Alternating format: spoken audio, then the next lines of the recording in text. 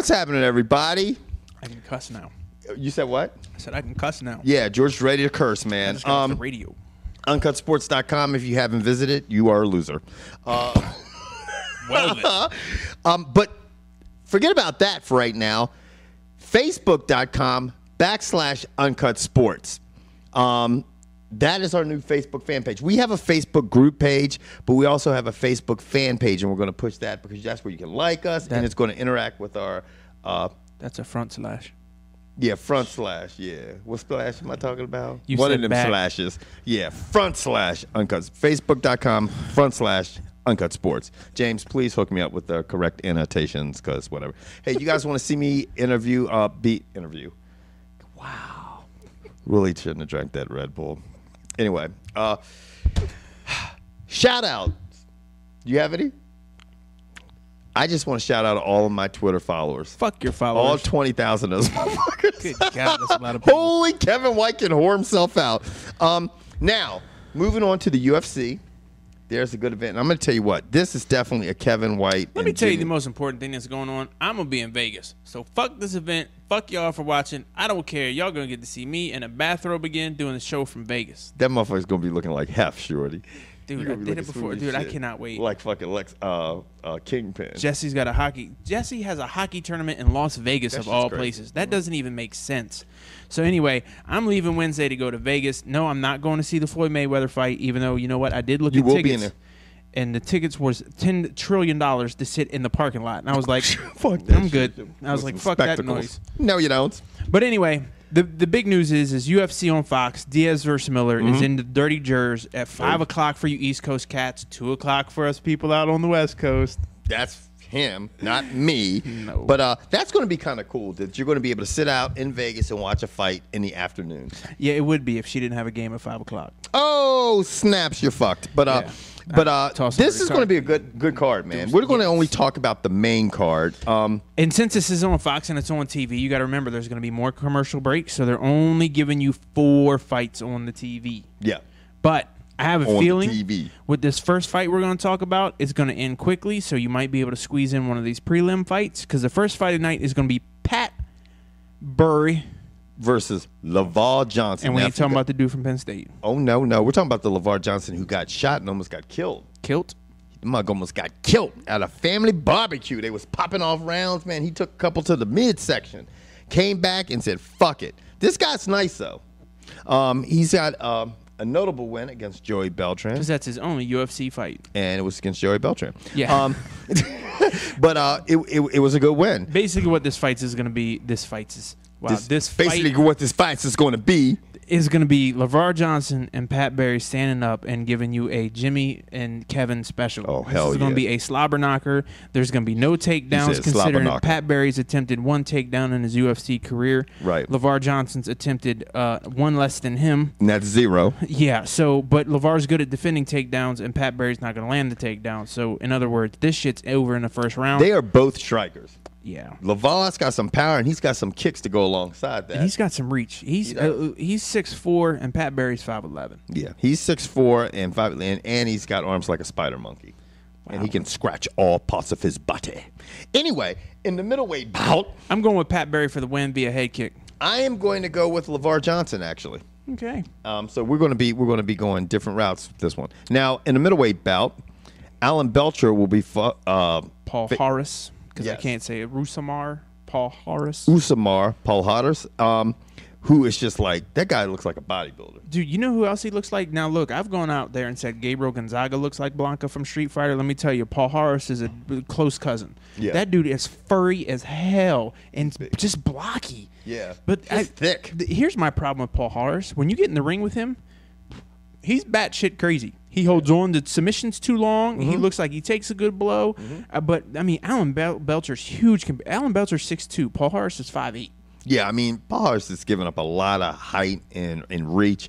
He's got notable wins against Dan Miller and Mike Massinzio. Whereas on the other side, Belcher had some notable wins against Patrick Cote and Jason McDonald. But if you look at Palhares and you look at some of his losses, I mean, he loses to, I guess, the top guys at his weight class at that time, which was Nate Marquardt and Dan Henderson. So, I mean, and Belcher's one loss, or most notable loss, comes from the hands of Akiyama, who has actually cut weight. His last fight was at 170, wasn't it? Mm-hmm. So I'm gonna go with Belcher, but I'm not gonna be surprised if Palhares pulls this off via some kind of submission. I think if it goes to the ground, Palhares will take the fight. I think if it stays standing up, and Belcher, he's a well-rounded fighter. If he keep it standing up and not go to the ground, I think he's going to have a huge advantage. That's just me. He definitely. I mean, hopefully he uses. Do I know? Hopefully he uses his reach to his advantage and keeps Palhares away from him. Because if he can keep Palhares away from him and not get up against the cage and find himself on his back, I mean. Can you say Palhares 3 times fast? Palhares. He's a bad motherfucker. Yeah. Now. This is a fight that I really, really, really want to see. Did I say really enough, guys? It's a welterweight bout. It's against Josh Koscheck and Jonny Hendricks, who has just been on fire lately, just knocking rock'em, sock'em robots. I will fuck you up. Jonny Hendricks is TSA's nightmare. Yeah. That dude just does,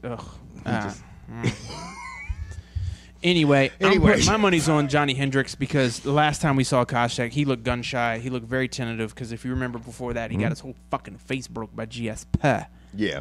Oh, and speaking of GSP, if any of y'all haven't seen his training video about him making a comeback, it's funny because his doctors think you're not going to fight in 2012, and GSP in his best French-Canadian accent goes, I will fight in 2012.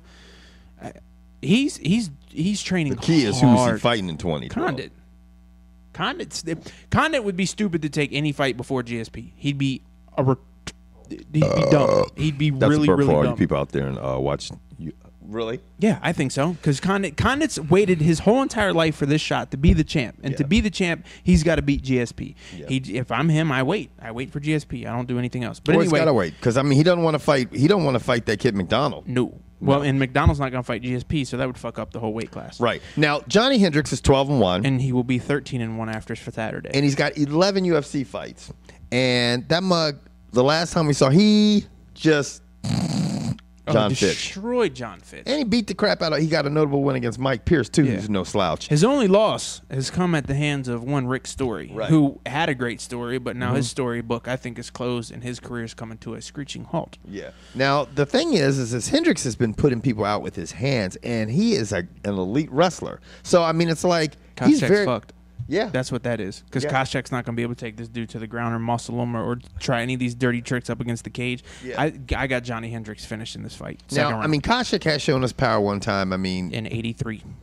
Who exactly? No, it was PJ Penn that dropped Matt Hughes. But he's got notable wins over Matt Hughes and Paul Daly. Right. But he's also lost to Thiago Alves and Paulo Thiago. And GSP. Yeah. Who hasn't lost to GSP? Joe. Did you ever lose GSP? Matt Serra didn't. Oh, Matt Serra's what, 1-1? All 5-2 of them. It was like, bam. Oh. Now, the fight of the night. I told you, Jonny Hendricks. I'm agreeing with you. I got Jonny Hendricks as well, too. Now, the lightweight bout is going to feature Nate Diaz versus Jim Miller. This could possibly catapult one of these guys to a title shot. Diaz now, I'm sure some of you already know who's next in line and all that. Look, I don't know. I don't follow that in depth. But it's funny because Nate Diaz just really...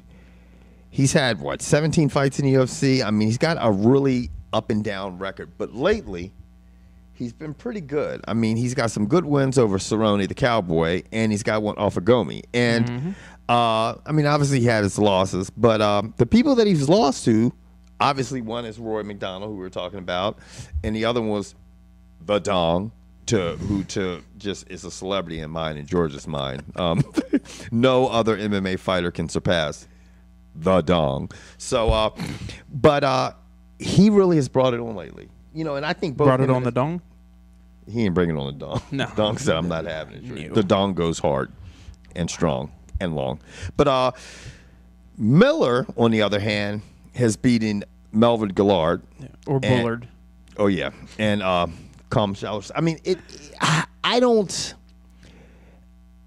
I think Nate Diaz is going to be crafty and is going to get the win. I think Nate Diaz brings more weapons to the table. He really does. And more tools than Jim Miller. Yeah.